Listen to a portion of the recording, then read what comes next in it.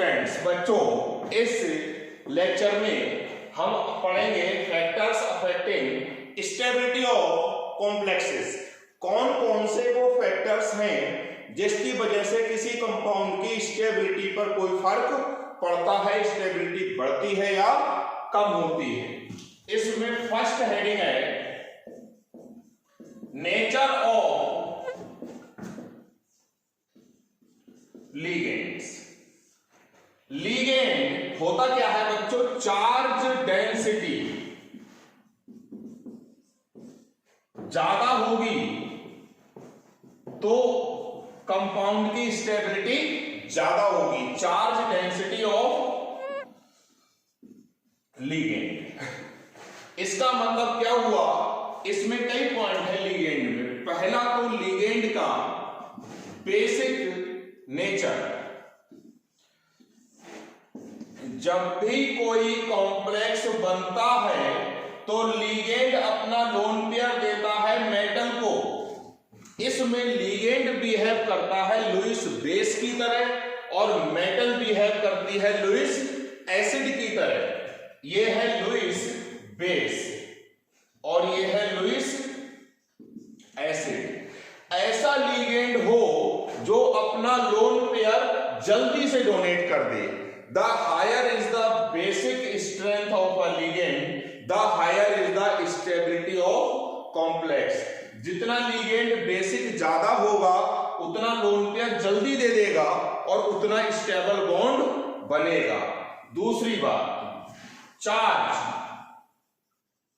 And size of ligand. ये कोई metal है +2 चार्ज वाला, एक लिगेंड ये आ रहा है -1 चार्ज वाला और एक -2।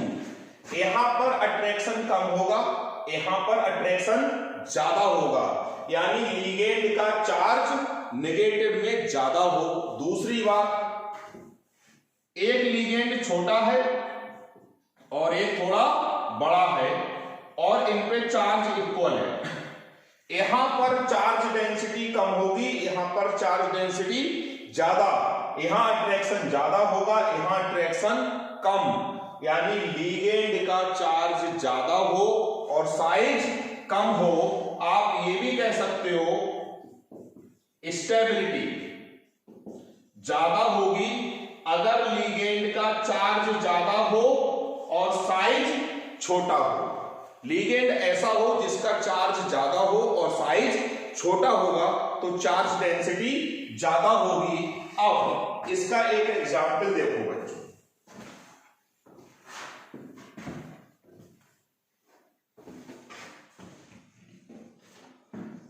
COF6-3 is more stable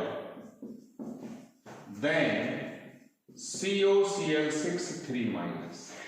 ऐसा इसलिए हुआ, यहां पर कोबाल्ट +3 में है, यहां पर भी कोबाल्ट +3 में है, लिगेंड -1 है, यहां पर भी लिगेंड -1 है, लेकिन फ्लोरीन का साइज छोटा होता है, क्लोरीन का साइज बड़ा होता है, इसलिए यहां पर चार्ज डेंसिटी ज्यादा होगी और ये स्टेबल होगा। इसका Ks 1 है और इसका स्टेबिलिटी कांस्टेंट अगर ये है तो आप कह सकते हो इसका स्टेबिलिटी कांस्टेंट ज्यादा होगा क्योंकि ये स्टेबल है। इस टाइप से क्वेश्चन आते हैं, किसी का भी स्टेबिलिटी कांस्टेंट पूछ लेंगे, किसी का भी स्टेबिलिटी पूछ लेंगे। Next,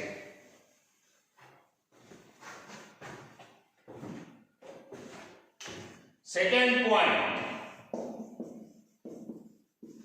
nature of central metal ion.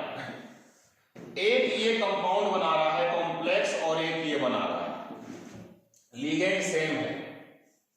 यहां पर अट्रैक्शन कम होगा, यहां अट्रैक्शन ज्यादा होगा, यानी CMI पे चार्ज ज्यादा हो।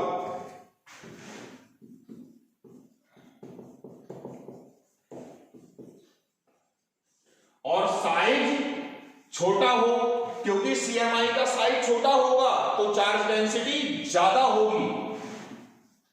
जैसे ये है,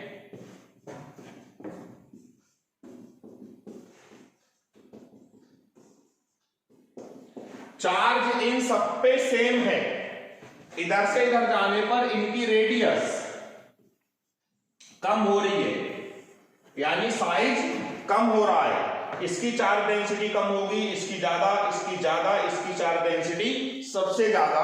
तो इधर जाओगे तो स्टेबिलिटी ऑफ कॉम्प्लेक्सेस इंक्रीजेस, क्योंकि इसकी चार्ज डेंसिटी कम होगी, सब पे चार्ज सेम है, इसका साइज बड़ा है, साइज बड़ा तो चार्ज डेंसिटी कम, तो इसकी स्टेबिलिटी कम, इस वाले कॉम्प्लेक्स की स्टेबिलिटी ज्यादा होगी, इसका जो कॉम्प्लेक्स बनेगा उसकी स्टेबिलिटी और ज्यादा होगी। यानी जब सेंट्रल मेटल आयन का साइज कम होता है तो स्टेबिलिटी बढ़ती है। This order of stability is called Irwin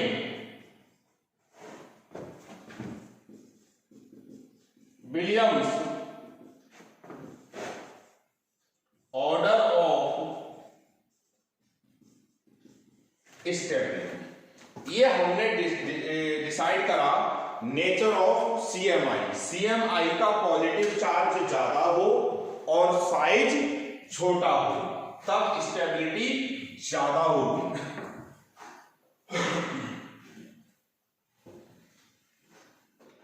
third,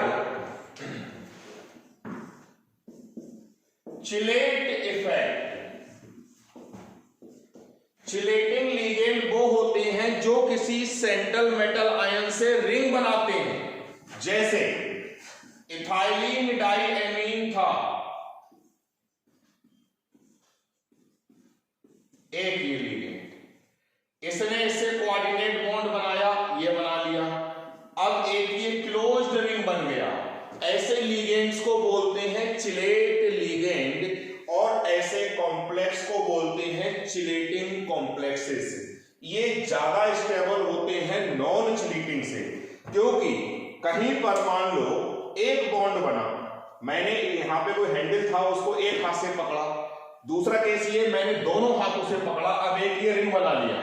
जब मैं दोनों हाथों से किसी चीज को पकड़ लूंगा तो मेरी पकड़ उस पर मजबूत हो जाएगी बच्चों, यानी स्टेबिलिटी ज्यादा हो जाएगी। इसने दोनों साइड से इसको पकड़ रखा है तो इसकी स्टेबिलिटी ज्यादा होगी, और जो नॉन चिलेटिंग लिगेंड होते हैं जो एक ही बॉन्ड बनाते हैं उनकी स्टेबिलिटी कम होगी।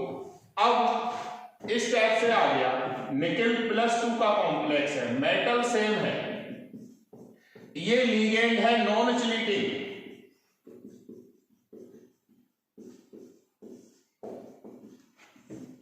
और ये लिगेंड है चिलेटिंग लिगेंड।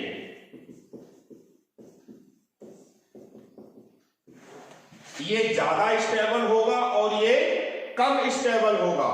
इसका स्टेबिलिटी कांस्टेंट Ks1 है, इसका स्टेबिलिटी कांस्टेंट Ks2 है।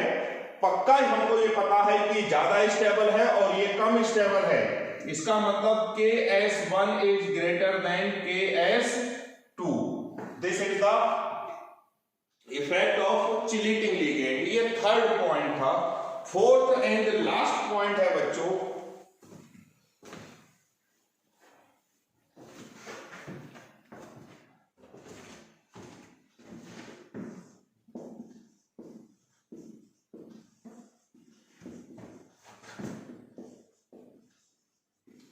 अगर लिगेंड मल्टीडेंटेड होगा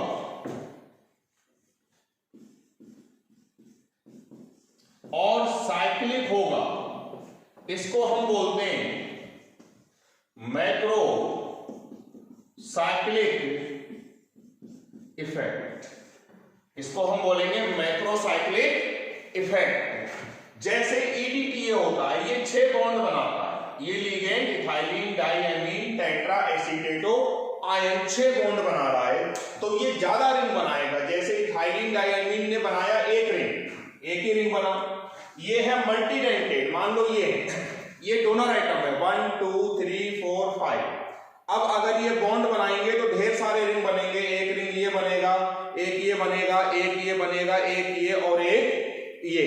ढेर सारे रिंग बन जाएंगे तो ये होता है मल्टीडेंटेड, इसकी स्टेबिलिटी सबसे ज्यादा होगी।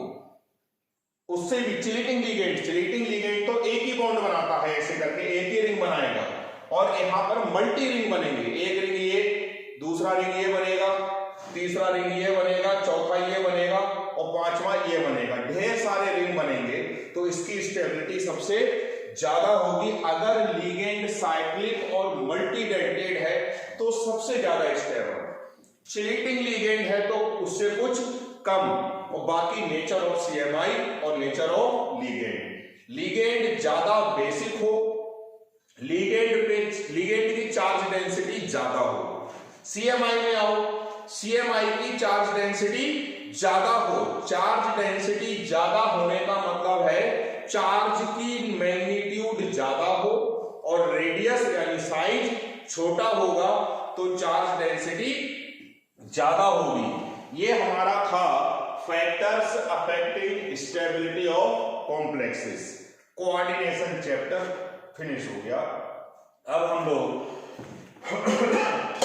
नेक्स्ट चैप्टर स्टार्ट करेंगे बच्चों, डी एंड एफ ब्लॉक।